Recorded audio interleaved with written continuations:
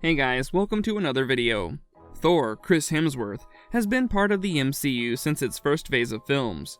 Although he's introduced as a brash and arrogant demigod, Thor eventually learns to become humbler and protect the Nine Realms. Keep watching this video for a recap of Thor, from Ragnarok to Love and Thunder. Annihilation of Asgard. Let's start with the destruction of Asgard in Thor Ragnarok, since it is a recent MCU event featuring the God of Thunder.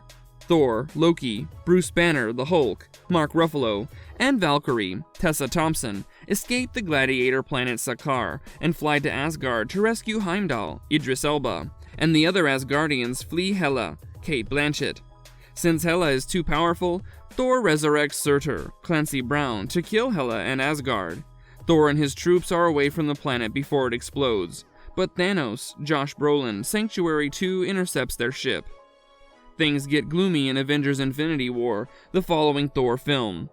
The Mad Titan and his Black Order troops slaughter every other passenger on board, despite Thanos allowing Valkyrie to accompany half of the Asgardian population to escape pods. When Heimdall uses the Bifrost Bridge to transfer the Hulk to Earth after Thanos defeats him one-on-one, Thanos ends up killing Loki. Thanos predicts Loki's move and chokes him until he stops breathing. Thor weeps over his brother's body as Thanos destroys the rest of the Asgardian ship and teleports himself and the Black Order away. Thor meets the Guardians of the Galaxy. After hearing a distress signal, the Guardians of the Galaxy travel to the wreckage of the Asgardian ship, when Thor's barely surviving body lands on the front window of their ship.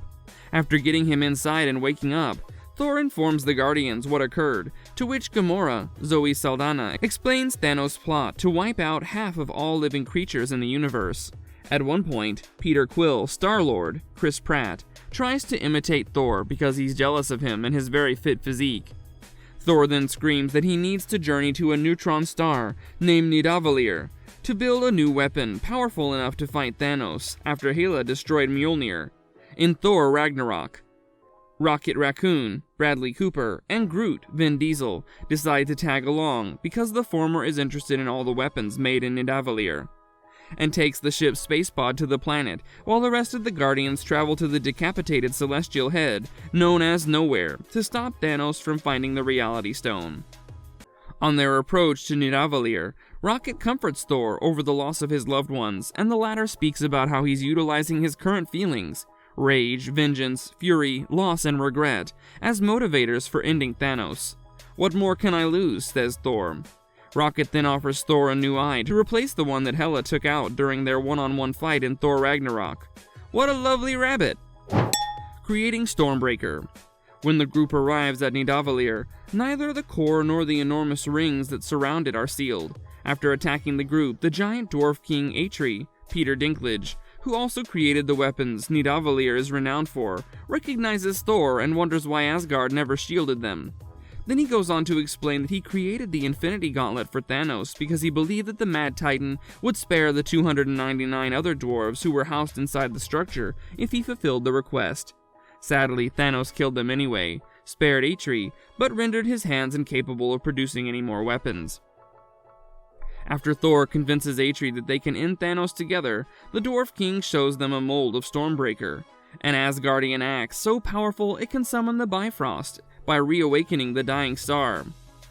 Thor and Rocket use a space pod to reignite the star and realign the rings so that Atri can form Stormbreaker.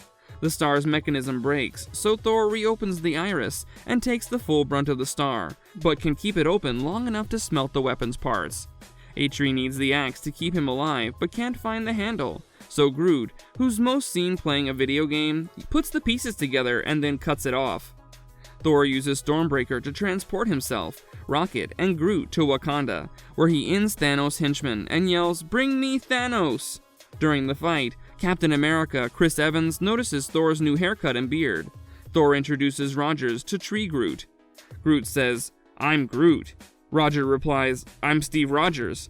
Thor later destroys Outrider dropships by flying through them, failing to stop Thanos. Thor flew in and punched Thanos in the chest as he arrived to take the sixth and final Infinity Stone from Vision's head, allowing him to taunt him one last time before dealing the fatal blow. Unfortunately, Thanos snapped his fingers and accomplished his goal of eradicating half of all life before he could do that. Avengers Endgame picks up where Infinity War left off, excluding the pre-credits sequence with Clint Barton, Hawkeye, Jeremy Renner, and his family. After failing to defeat Thanos, Thor joins forces with Captain Marvel, Brie Larson, Rocket Raccoon, and the original Avengers cast, apart from Hawkeye, to track him down. However, when they learn that Thanos used the stones to destroy the stones, Thor becomes enraged and brutally beheads him. Time travel. Rocket and Hulk, Mark Ruffalo, journey to a tiny Norwegian hamlet nicknamed New Asgard. Unfortunately, their new monarch has lost his path and now spends his days drinking and playing video games with his two extraterrestrial buddies, Meek and Korg, Taika Waititi. Thor has lost his once impressive physique. Rocket lures Thor to the Avengers compound with complimentary drinks. Thor and Rocket fly to Asgard in 2013 before the Dark Elves assault and end Thor's mother Frigga to collect Infinity Stones and bring back the dead, Rene Russo.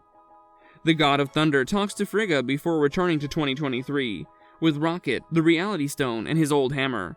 He's too hesitant to help Rocket remove the Reality Stone from Jane Foster, Natalie Portman. Thor abdicates after the universe is saved, and Thanos from 2014 is defeated.